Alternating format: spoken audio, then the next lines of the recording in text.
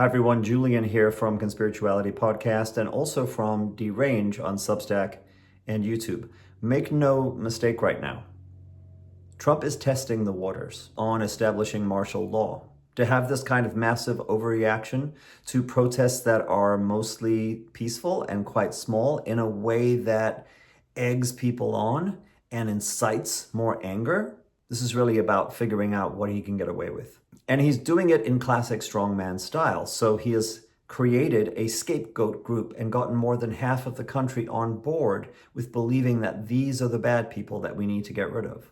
But regardless of who they voted for, decent human beings can tell that going into neighborhoods, dragging people out of schools, out of Home Depot parking lots, out of restaurants, out of the garment district where they're working, these are not your MS-13 gang members. These are not your guys from Venezuela and El Salvador that are coming to do terrible things in our country. These are not the rapists and the murderers.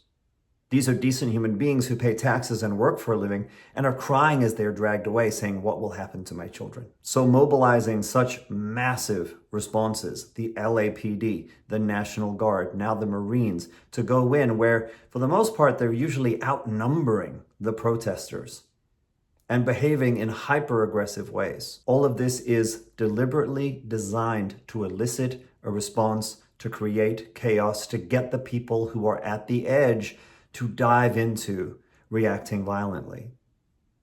And then what do you know it?